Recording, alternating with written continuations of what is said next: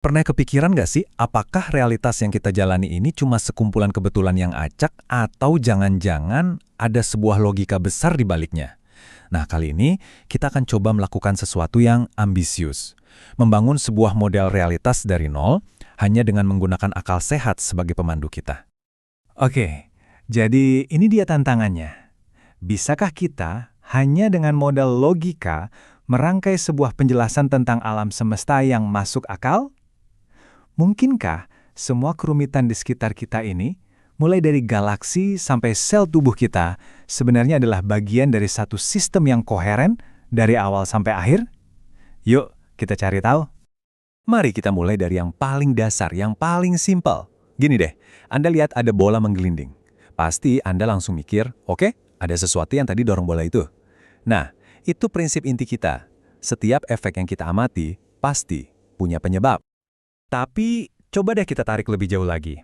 Kalau setiap penyebab punya penyebab lain sebelumnya, dan yang itu juga punya penyebab lagi, dan terus kita bakal punya rantai sebab akibat yang mundur ke belakang tanpa ada ujungnya. Nah, secara logika, ini nggak mungkin. Nggak ada ceritanya sebuah rantai, sepanjang apapun itu, bisa ada tanpa mata rantai yang pertama. Harus ada yang memulai kan? Dari sini, alur logikanya jadi benar-benar lurus. Pertama, semua yang punya awal pasti ada penyebabnya. Setuju kan? Kedua, sains modern, khususnya teori Big Bang, bilang kalau alam semesta kita ini punya awal. Nah, kalau begitu kesimpulannya, ya alam semesta pasti punya sebab. Dan karena rantai sebab yang tak terbatas itu mustahil, kita secara logis dipaksa sampai pada satu kesimpulan. Harus ada satu penyebab pertama yang unik, yang memulai semuanya tanpa disebabkan oleh apapun. Dialah yang menjatuhkan domino pertama. Oke, kalau kita udah sepakat harus ada penyebab pertama, pertanyaan selanjutnya adalah, seperti apa sifat penyebab pertama ini? Apakah dia cuma kayak kekuatan alam biasa yang mekanis, atau ada sesuatu yang lebih dari itu? Nah, disinilah kita ketemu teka-teki yang menarik. Coba bayangkan, penyebab pertama itu sifatnya mekanis, kayak gravitasi yang selalu aktif, selalu bekerja. Kalau gitu akibatnya, yaitu alam semesta, seharusnya juga selalu ada dong, dari dulu sampai selamanya. Tapi kan faktanya nggak gitu. Semua bukti ilmiah nunjukin kalau alam semesta kita punya titik awal. Jadi gimana caranya penyebab yang abadi bisa menciptakan akibat yang punya permulaan? Satu-satunya jembatan logika ya cuma satu, kehendak, niat, kemampuan untuk memilih. Penyebab ini harus bisa memutuskan, oke, sekarang saatnya aku menciptakan. Persis kayak seorang seniman yang punya kemampuan melukis selamanya, tapi dia memilih kapan tepatnya dia akan menggoreskan kuas pertamanya di kanvas.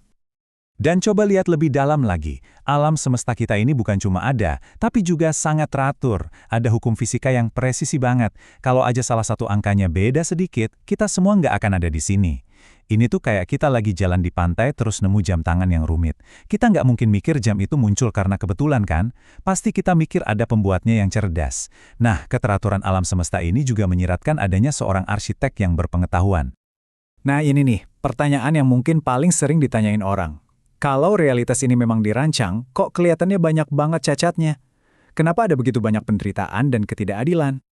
Untuk menjawabnya, model ini ngajak kita mikir ulang soal konsep adil.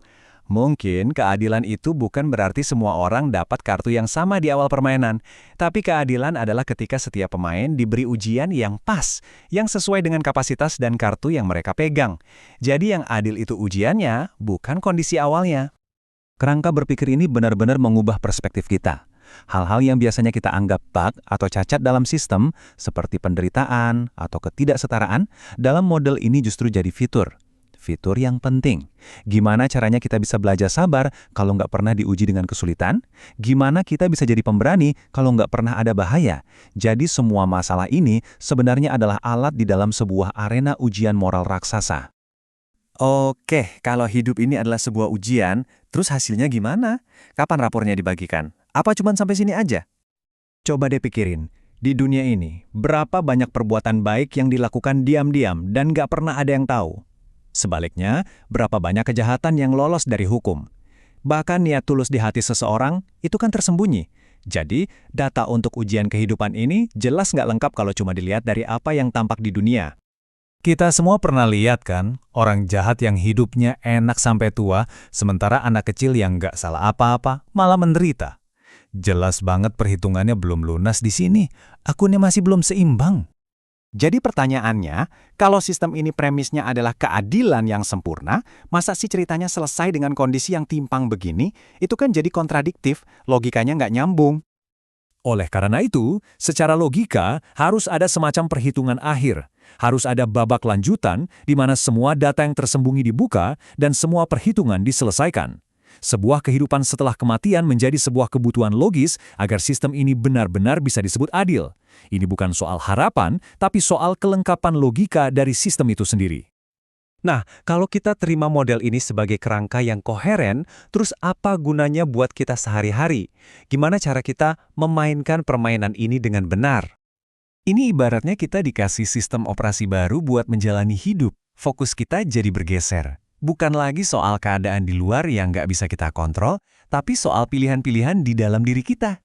Nilai kita bukan lagi diukur dari apa yang kita punya atau apa kata orang, tapi dari bagaimana kita merespons setiap ujian dengan sumber daya yang udah dikasih ke kita. Jadi, argumen pamungkasnya gini, kita ini bukan cuma lagi hidup, tapi setiap detik, setiap pilihan kita, setiap niat di hati kita, itu semua direkam. Satu gagasan ini saja sudah cukup untuk mengubah realitas dari sekedar panggung acak menjadi sebuah arena yang penuh makna dan penuh pertanggungjawaban. Pertanyaannya bukan lagi apakah kita sendirian, tapi bagaimana kita akan menghadapi ujian ini.